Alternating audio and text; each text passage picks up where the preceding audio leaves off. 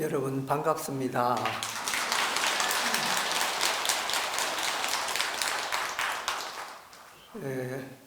코로나 이후로 제가 통도사 화엄살림을 그동안 좀 못했습니다. 이번에 우리 주지스님 배려로 또 여러분과 이렇게 만나게 됐습니다. 오늘 할 것이 이제 세계 성취품인데, 이 세계 성취품에 대해서는 우리가 할 말이 많습니다. 이제 이 세계를 나눌 때요, 우리가 어떻게 세계를 보냐면 과학적인 그 안목으로 보는 게 있고, 그 다음에 종교적으로 보는 게 있습니다. 이제 과학적으로 보는 것은 어떠냐? 이제 이 지구가 생성된 게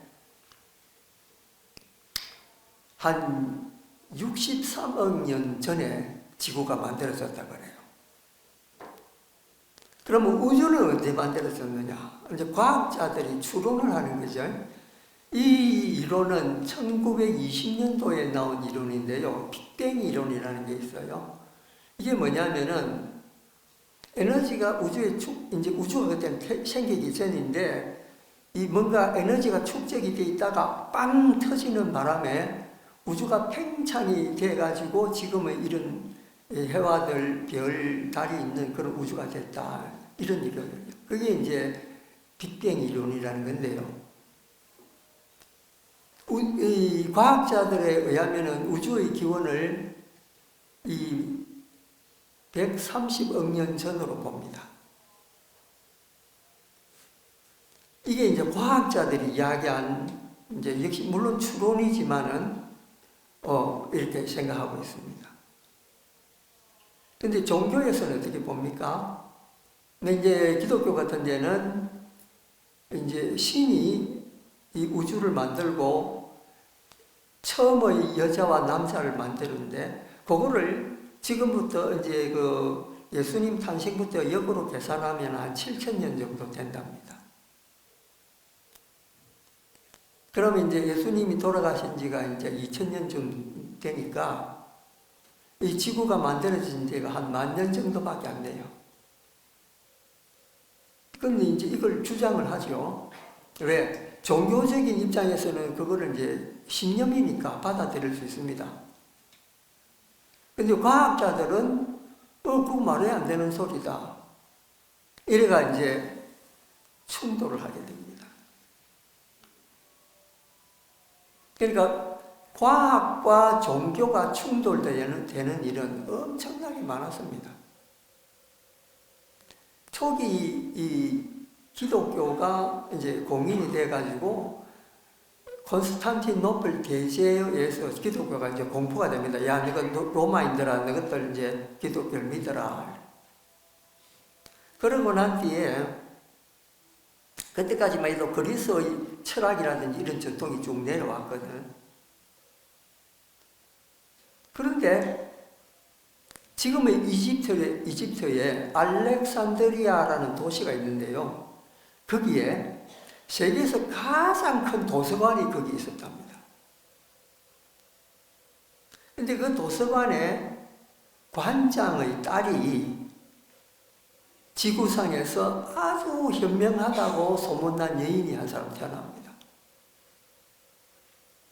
여러분, 우리가 그 클레오파트라는 잘 알죠?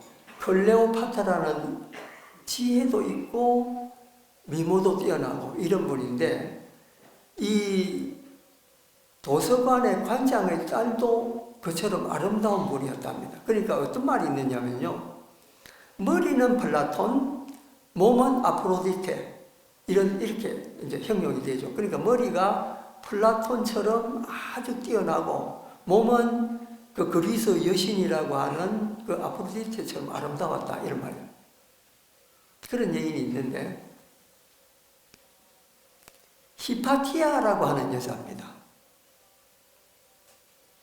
이 여인이 그리스 전통의 모든 철학을 다 배우고 이제 도서관, 아버지 뒤를 이어서 도서관장직을 하면서 이제 그 수많은 학자들하고 토론을 벌이면서 철학을 전개해 나갔습니다. 그러니까 구혼자가 얼마나 있겠습니까? 얼굴도 아름다운 데다가 명석하니까 많은 구혼자가 있었는데 이분은 이런 말을 했습니다. 나는 철학하고 결혼했다. 남자 필요 없다. 근데 이분이 가르치는 게 기독교하고는 다른 내용의 철학이거든. 그러니까 기독교들은 늘 눈의 가시처럼 생각하고 있습니다. 근데 어느 날 하루는 이 히파티아가 마차를 타고 도서관으로 가는데 몇몇 광신적인 기독교인이 그녀를 제지를 하고 끌어내렸습니다. 그래서 그 자리에서 옷을 전부 다 벗기고 교회로 데려갔습니다. 데려가가지고 묶어놓고 조개 껍데기로 피부를 다 벗겨버렸어요. 그러고 난 뒤에 불에 잡아놓은 거예요. 자, 그로서 어찌 됐느냐? 그리스의 유구한 철학 전통이 거기서 끝이 난 거예요.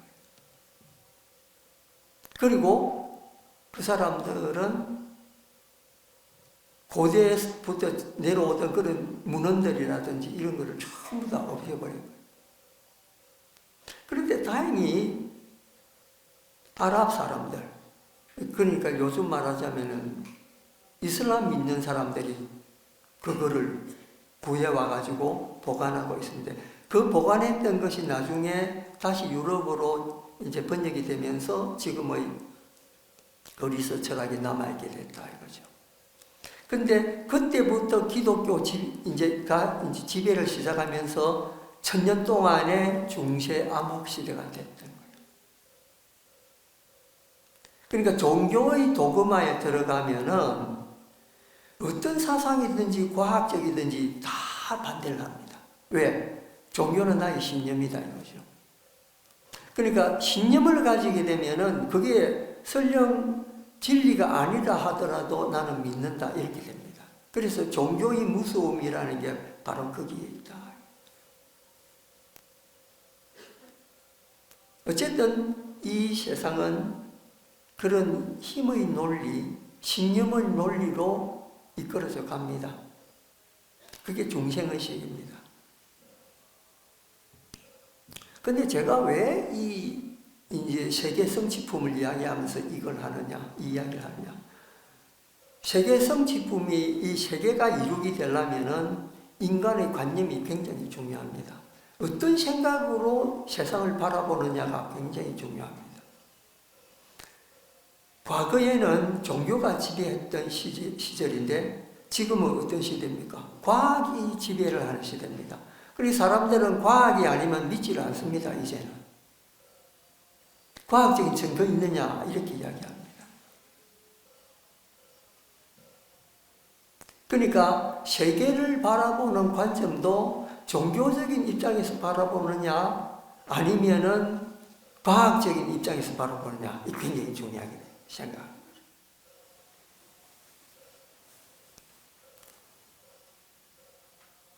부처님께서는 이 세상을 이제 보통 세간이라고 부릅니다. 세간이라고 하는데 이 세간이 세 가지가 있습니다. 이걸 이제 삼세간이라고 그러는데요. 세간이 세 개가 있다고 해서 삼세간입니다. 첫째가 무슨 세간이냐? 기세간이라는 세간. 이 기자가 그릇 기자인데요. 자, 우리가 지구가 있잖아요. 이 지구는 그릇입니다. 그릇처럼 그 위에 산도 있고 바다도 있고 동물도 있고 사람도 삽니다. 이게 이제 그릇과 같다는 거죠. 그게 기세간입니다. 두 번째가 뭐냐면 중생세간입니다. 중생세간은 생명의 세간이거든요. 그러니까 사람, 동물, 곤충, 벌레 이런 것들 모든 살아서 숨쉬는 존재들을 우리는 중생세간이라고 부릅니다. 그 다음에 세 번째가 정신세계의 세계입니다. 이걸 지정각 세간이라고 부릅니다. 자, 그러면은 제일 밑바닥이 되는 기세간을 한번 이야기를 해봅시다. 조금 전에 과학적인 입장에서는 그 130억 년 전에 이 우주가 탄생이 됐다 이라는데, 그러면 불교적인 관점은 뭐냐? 불교적인 관점은 우주가 조건이 돼서 형성이 됐다 이렇게 조건으로 봅니다. 그게 이제 연기법이죠. 부처님이 어떤 사람이 와서 묻기를 세상은 영원합니까? 영원하지 않습니까? 할 때 부처님 침묵하셨어요. 그러고 난 뒤에 얼마 뒤에 제자들을 모아서 세상은 모두 연기하고 있다라고 말씀하십니다. 그러니까 불교는 언제 시작됐고 언제 끝난다 이런 게 아니고, 조건이 있으면은 우주가 생성이 되는 거고 조건이 사라지면은 우주도 사라진다 이렇게 보는 거예요. 이게 불교법. 그러니까 완전히 다른 해석이죠. 그러면은 우리가 불교적인 입장에서 이 세상을 한번 봐야 됩니다. 이 세상이 어떻게 형성됐냐?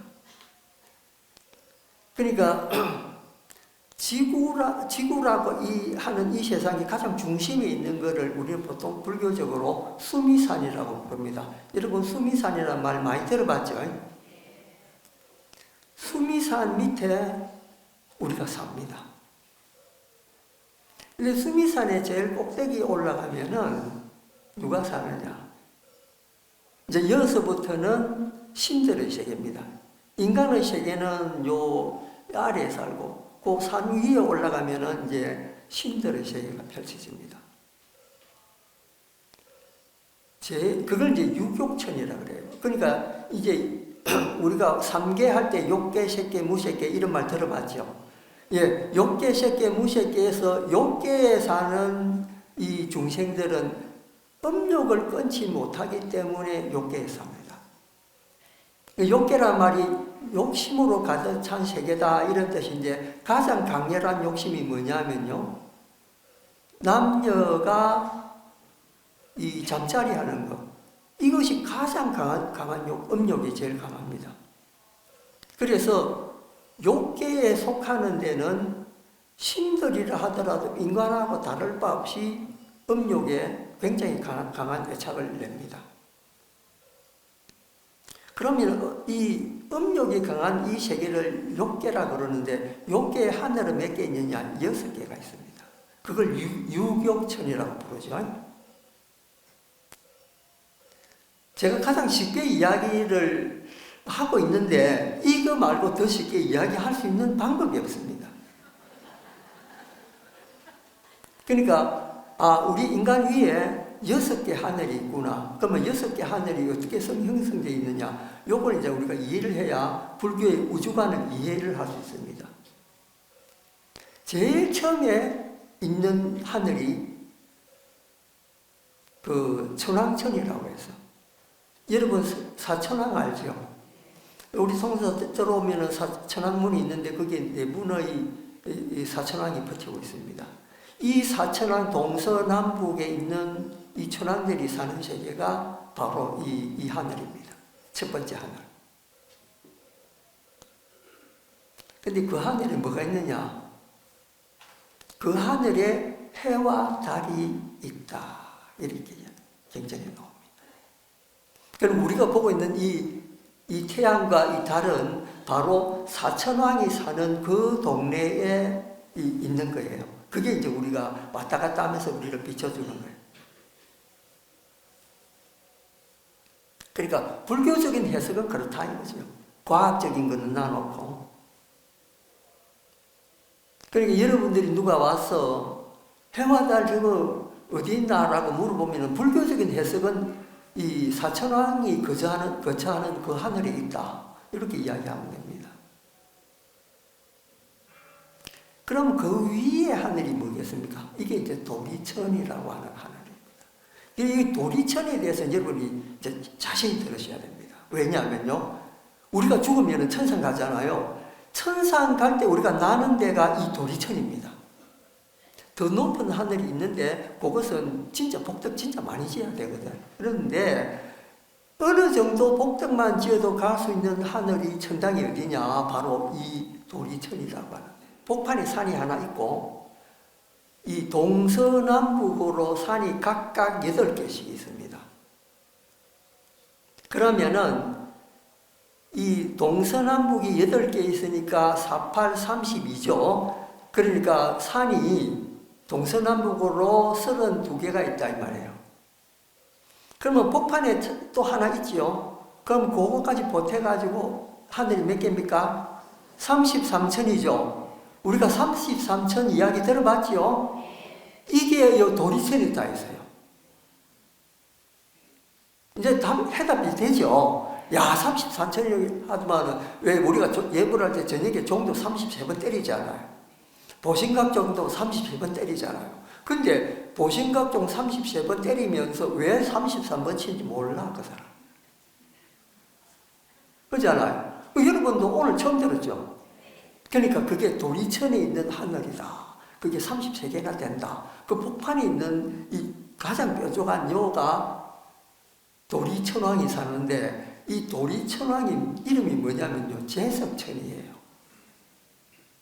제석천 이야기 많이 들어봤지요? 무당들도 내 제석천 모시고 있다 이런 말 하잖아요. 제석보살 모시고 있다 이런 말 하잖아요. 근데 어디서 온지 몰라요, 그 사람들. 바로 여기서 도리천에 있는 최고 우두머리 되는 왕이 바로 제석천왕이에요.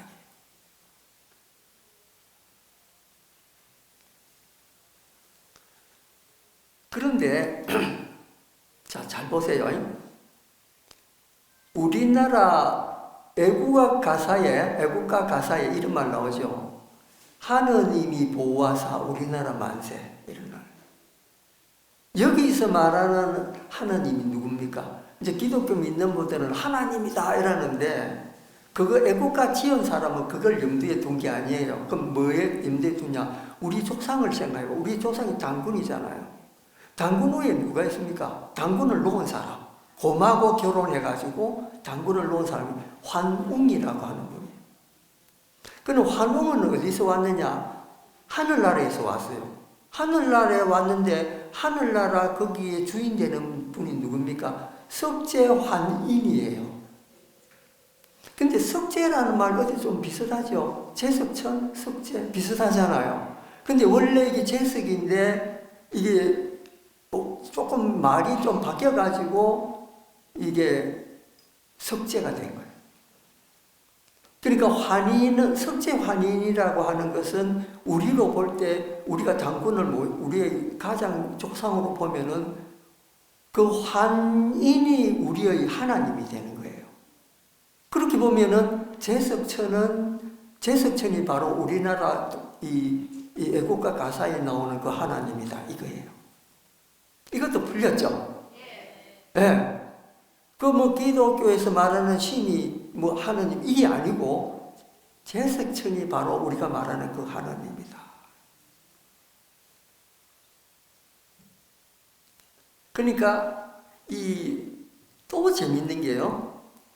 이 도리천에는 누가 사느냐? 아수라가 삽니다.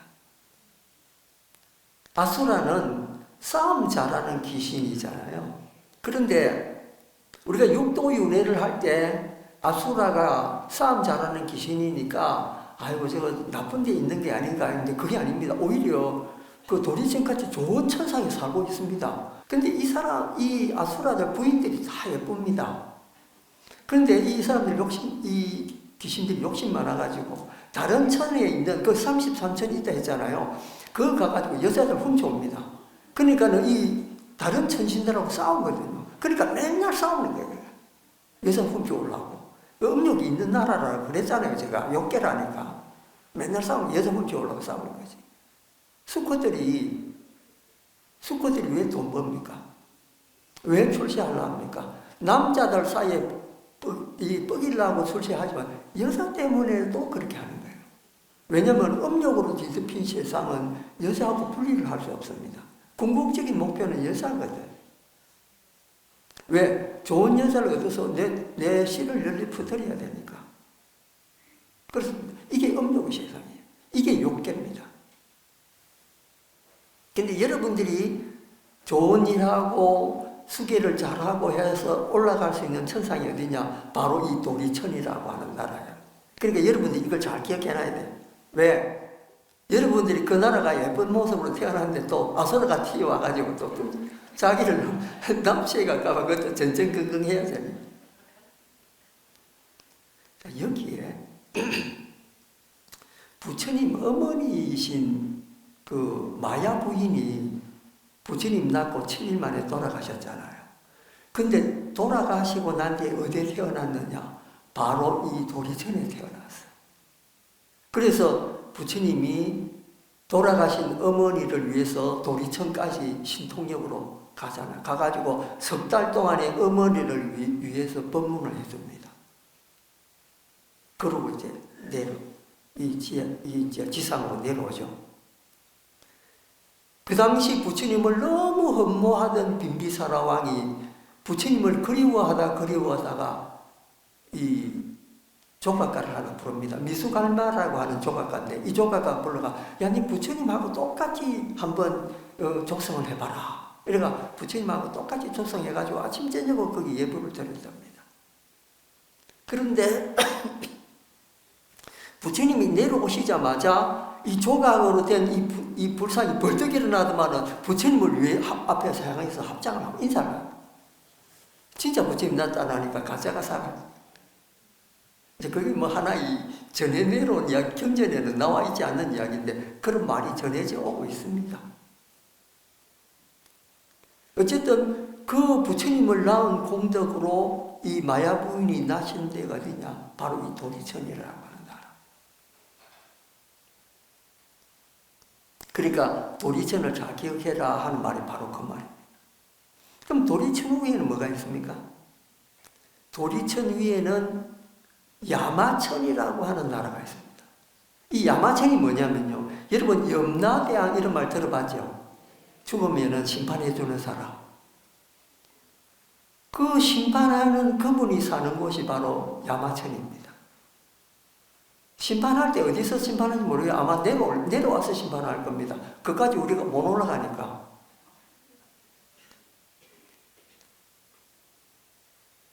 그리고 이제 이 야마천왕한테 잘 비나야 돼요. 심판 나중에 받을 때. 이제 다른 종교에서는 심판을 이제 신이 내려와서 한다 이러는데 우리는 이제 야마천 그게 이제 주인 되는 양반이 내려와서 하죠. 근데 연불 잘한 사람은 그 심판 없이 바로 극락세계 바로 갑니다. 자, 그 위에 무슨 세계가 있느냐? 도솔천이 있습니다. 도솔천 많이 들어봤지요? 서가모니 부처님이 부처님 되시기 전에 이 지구에 내려오시기 전에 계셨던 그 나라가 바로 도솔천이라는 나라입니다. 앞으로 오실 미륵 부처님도 거기 지금 미륵 보살로 거기 지금 또 계시고 있습니다. 자, 이제 이런 식으로 한 단계 한 단계 밟아서 이제 올라가게 됩니다. 그 제일 위에 천은 뭐냐? 비상비비상 천이라고 하는 데입니다. 이제 여기는 유격천 가운데서 가장 꼭대기인데 여기는 이제 부인들이 다 있어요. 그 이제 유격천자들이 다 부인이 있습니다. 근데 맨 꼭대기에 있는 이 신은 아기를 어떻게 놓느냐? 남녀가 서로 바라보기만 해도 애가 생깁니다.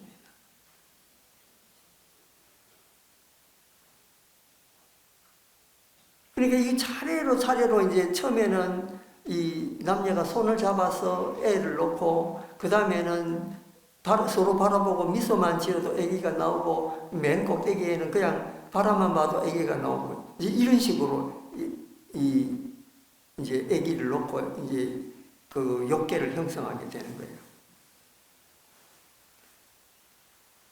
그러고 난 뒤에 한 단계 더 올라가면은 이제 사선천이라고 하는 게 나옵니다. 사선천이 이 선정이 든 네 단계의 하늘이라는 거죠.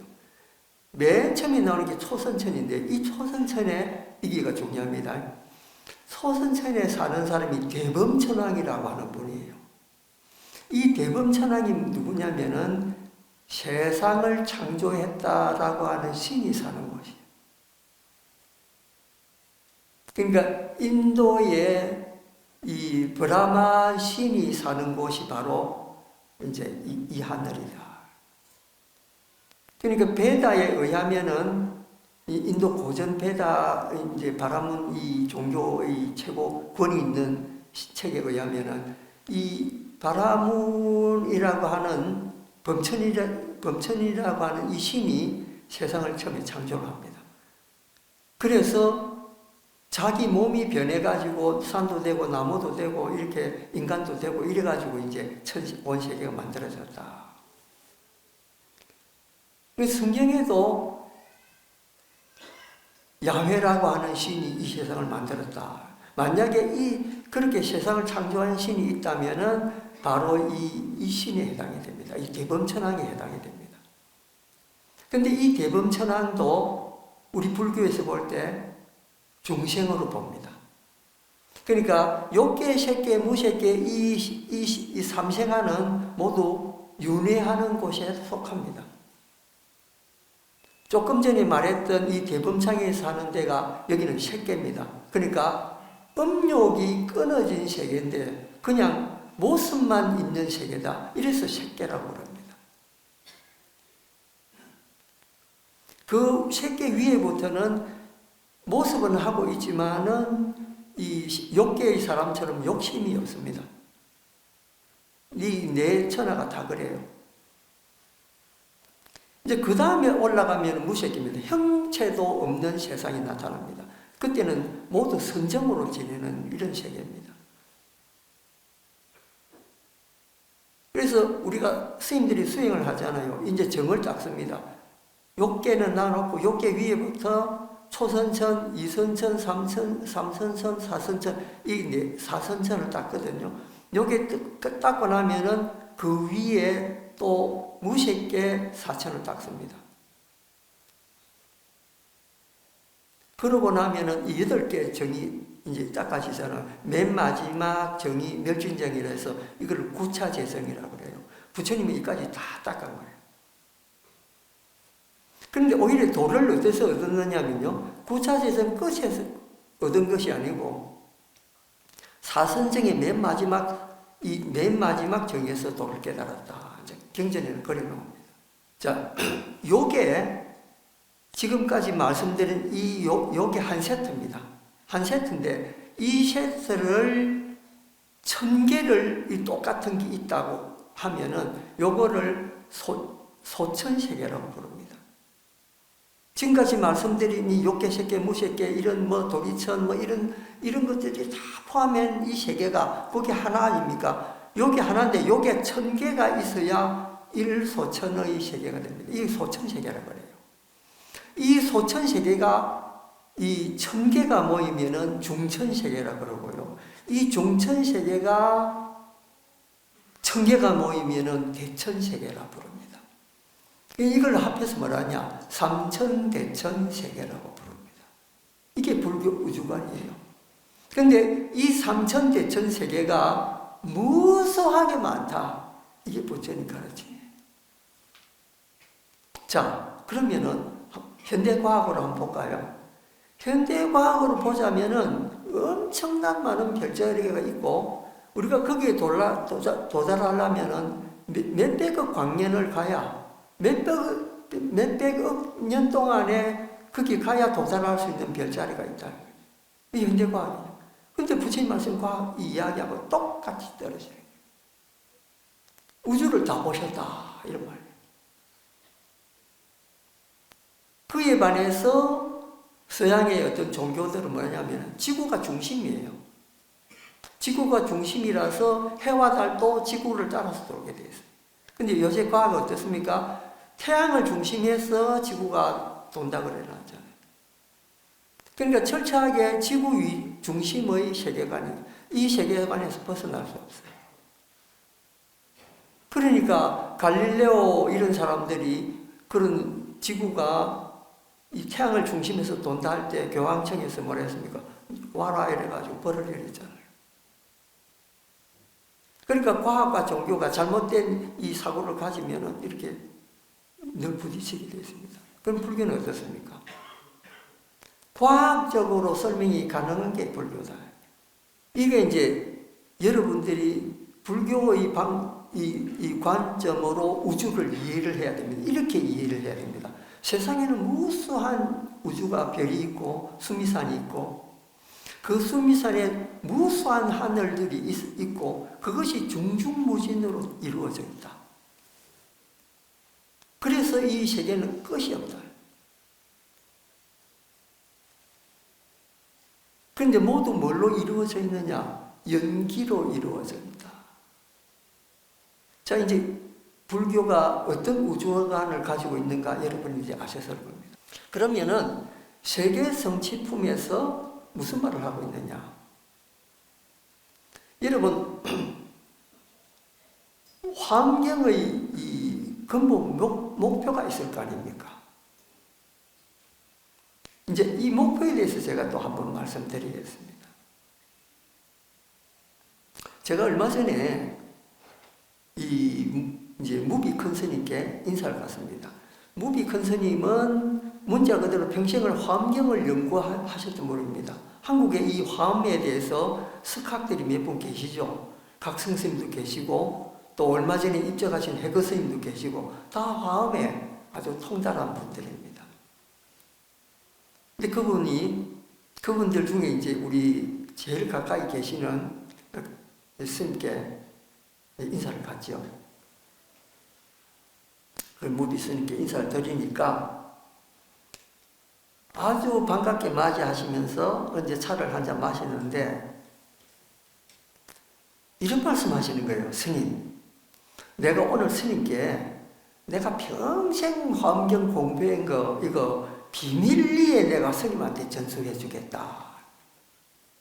그래서 저는 야 이거 5조 홍인 스님이 6조 스님한테 비밀리에 법을 전한 것처럼 야 나도 그런 법을 받는구나 이래가 스님 빨리 말씀해 주십시오.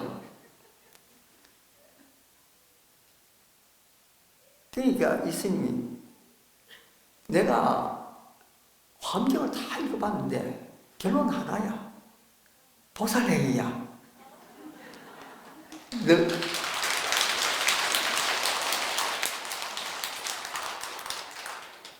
너무 쉽죠?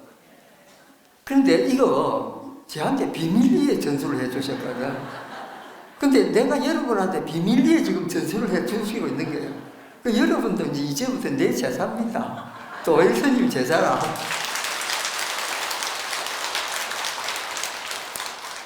그런데 이거 지극히 어려운 일입니다. 어느 정도로 지극한 어려운 일이냐? 우리 중생은 내가 가지고 있는 거 남한테 주는 거 이거 진짜 힘듭니다. 하나라도 더 가지려고 노력하죠. 근데 보살은 뭡니까? 내 거 못 줘가지고 애를 쓰는 분이에요. 여러분 보살에게 쉽게 닦을 수 있겠습니까? 마음 닦습니다. 내 거라는 게 내 몸마저도 내 끼 없어야 그게 보살행위거든. 그거 어떻게 닦습니까? 아 너무 어렵구나. 근데 쉬운 길이 또 있어요. 제가 늘 이야기하죠. 저는 쉬운 것만 이야기한다고. 조금 전에 이제 그 세계의 이 우주에 대해서 이야기할 때 조금 어려운 거 있었지만 외우기도 어렵고 그런데 뭐 그건 이제 뭐 간단하잖아요. 우리가 가는 천당은 도기천이다. 요것만 알고 있으면 되잖아요. 예. 딴 거 필요 없잖아. 그 아수라 국회에서 난리 나면 그 동네 사는 사람이 또 깡패가 또 일 좀 저질렀구나 이렇게 생각하면 돼요. 너무 쉽지 않아. 그리고 그 위에 세상 무슨 도솔천이 이런 데는 뭐 우리가 생각할 그런 자리가 아니고 우리는 그까지만 가면 된다 이거죠. 자 그러면은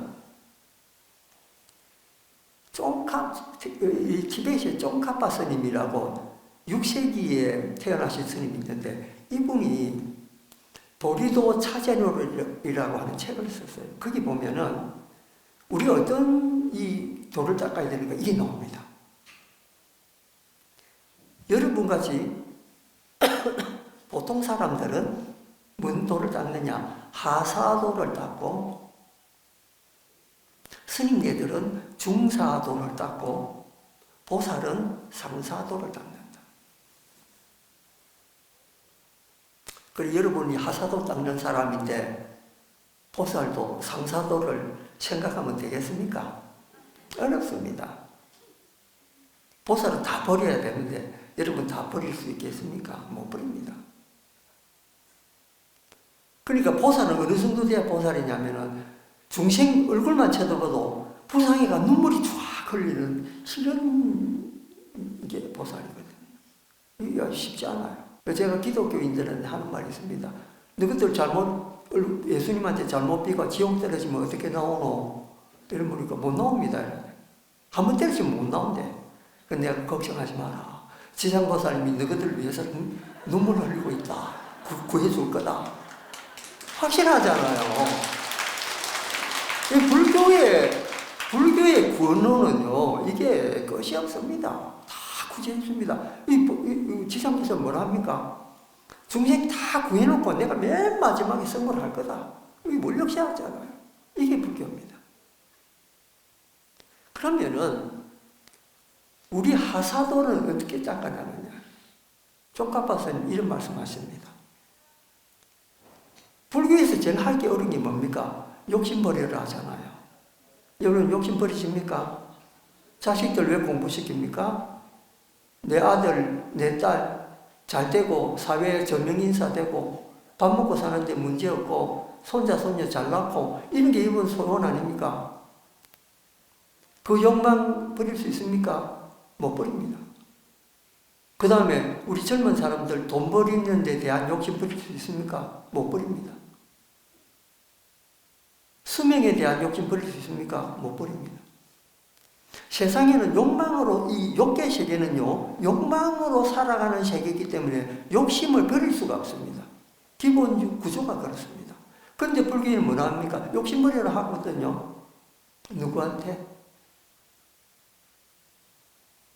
부처님 경전의 90%가 스님들한테 하는 이야기고 10% 정도만 우리 제가 신도들한테 하는 이야기예요. 그러니까 여러분들이 불교 경전을 읽으면서 욕심 버려라, 뭐 어떻게 해라. 이거 우리가 하기 너무 힘든데 그 여러분 걱정할 필요 없습니다. 그 여러분한테 하는 이야기가 아니에요. 여러분들은 돈 버리라 이렇게 이야기 부처님 그 이야기 합니다. 욕심 내라라고 이야기를 하는 거예요. 그게 부처님입니다. 왜? 욕계니까. 중생수기 덕비 법성에 나오잖아요. 중생의 그릇에 따라서 그게 이게 제목이 들어오고 이게 중생의 세계라는 거예요. 이게. 그런데 욕심 버려라 이렇게 여러분한테 이야기하면은 스님 앞에서는 예 알겠습니다. 욕심 버리겠습니다. 속으로 뭐라고 생각합니까? 아니 내가 지금 집에서 써야 될 돈이 얼마인데 이 생각하고 있잖아요. 욕심 버리십니까? 안 버리십니다. 그런데 쫑카파 스님이 뭐라냐면 욕심 내라 이야기합니다. 욕심 내라. 마음껏 내라. 돈도 빌려고 욕심 내고 명예도 얻으려고 욕심 내고 다 내라. 그러니까 불교에는 다양한 스펙트럼이 있습니다. 뭐든지 선택을 할 수 있습니다. 그럼 우리 제가자 여러분들이 선택하는 거는 지금 욕계에 살고 있으니까 욕계의 방식대로 살아가야 될 거 아닙니까? 그러면 좋은 집에 살고 싶고 또 돈도 많이 벌고 좋은 옷, 명품 옷 입고 싶고 그러잖아요. 인간의 욕심이 그런 거잖아요. 남의 집에 뭐 새로 샀다 하면 나도 가보고 아 좋네 이러면서 우리 집에도 하나 들어놓자. 이게 인간의 욕심 아닙니까? 그런데 검소하게 살아라. 욕심 없애라. 뭐 이런 말 하니까 내가 종교생활 하는데 내하고 너무나 동떨어진 이야기 하니까 깝깝한 거야. 근데 여러분, 새로운 한 줄기 빛이 내려오고 있습니다. 마음대로 욕심 내라. 너무 기쁜 일입니다. 다음 두 가지만 하면 됩니다. 조건이 두 가지가 있습니다. 요 조건 두 가지만 하면은 여러분이 죽어서 어디 가느냐? 극락세계 발언하면 극락세계 갈 수 있는데, 그거 발언 안 하고 예를 들면 난 늘 뭐 다른 거 했다, 화두만 잡았다 이러면은, 기도만 했다 이러면 갈 데 어디 있습니까? 도기천 약속돼 있습니다. 갑니다. 그러면 두 가지가 뭐냐? 첫째, 삼귀의하는 것. 너무 쉽죠? 법에 기하고, 부처님께 기하고, 스님들께 기하는 거. 여러분들, 삼귀의 요게 다 받았잖아요. 부처님 존경하잖아요. 법을 우리가 수순하면서 따르잖아요. 스님들 존경하잖아요. 이 삼귀, 이거 해라. 이게 하나입니다. 두 번째가 뭐냐? 오계를 지켜라. 너무 쉽죠? 근데 오계 지키십니까? 안 지키시죠? 이것도 양심 찔리는 사람 많을 거예요. 근데 이거 지키는 방법이 있어요. 제가 누굽니까? 늘 쉽고 간단하게 해주는 사람 아닙니까? 근데 여러분 부담 좀 덜어드려야죠. 내가 생선장사인데 횟집 하고 있어. 근데 맨날 생선 머리를 잘라야 되잖아. 생명을 끊어야 됩니다. 불교 신자 되고 싶은데, 이게 5개의 첫 개가 뭡니까? 불시한생이잖아요. 생명 죽이지 마라 하니까, 야, 이거 내가 불교 신자 되고 싶은데, 이게 생명 끊지 마라 하니까, 이거 5개 못 받겠네. 이래 됩니다. 피해가는 방법을 알려줄게요. 5개 할 때 처음에 쓰는 게, 살아있는 생명을 죽이지 말라 이러면 모두 다 예 하잖아요. 그때 가만히 있으면 됩니다.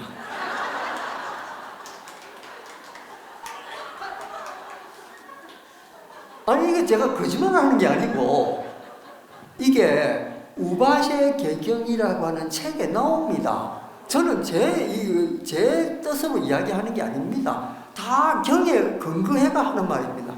침묵 지키고 있으면은, 그게는 안 받은 게 돼요. 이걸 뭐라 하느냐면요. 1분계라고 그러는데, 1분계. 5개 중에서 1개가 빠졌다. 이런 말이에요. 또 이런 경우 있습니다. 내가 술꾼인데, 비즈니스를 해요. 비즈니스를 하는데, 술 안 먹고 되겠습니까? 맨정신에는 안 되잖아요. 우리나라는, 외국에는 다 맨정신을 하는데, 우리나라는 술이 뭐야 비즈니스가 된다더라고. 그러니까 술 잘 먹는 사람이 이제 술 상무가 있잖아요. 그죠? 술 잘 먹는 사람을 상무로 보내는 거지. 이 사람도 불교를 믿고 싶은데, 삼계의 요괴 받아야 불자가 된다는데, 이거 술 먹는데 걸려가지고, 이거 곤란하다. 그러면 이제, 5개 가운데 맨 마지막에가 술 먹지 말라는 거잖아요. 술 먹지 말라는 개를 지키겠느냐, 이러면은 다들 예 할 때 자기가 아무 말도 안 하고 있으면 됩니다. 예를 들면 횟집 하는 사람이 생명도 자르고 술도 먹고 하는데, 이거 두 가지가 이게 합해가지고 이거 할 수 있냐? 예, 할 수 있습니다. 두 개 다 한번 대답 안 하면 됩니다. 이걸 뭐라 합니까? 이걸 이분계라 그래요. 이분계.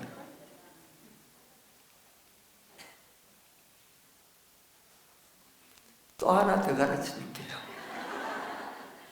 내가 습관적으로 거짓말 좀 하는 사람이 있습니다. 예를 들면 이런 거죠. 우리 집이 이거 팔아봐서 아무것도 남는 거 없습니다. 이거 거짓말이죠. 며느리 본데, 내가 빨리 죽어야지. 거짓말이죠. 요런 거짓말도 거짓말에 속합니다. 근데 내가 요런 습관 못 버려가지고 진짜 큰 거짓말도 하지 말고 소소한 거짓말도 하는데 요것도 다 업이대가 다 쌓입니다. 적응이 다 돼요. 근데 이것도 거짓말 하지 말라 할 때 가만히 있으면 됩니다.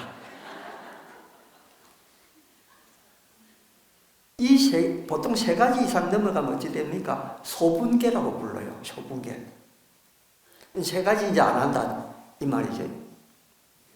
그래도 5개 받는데 2가지는 해야죠. 그죠?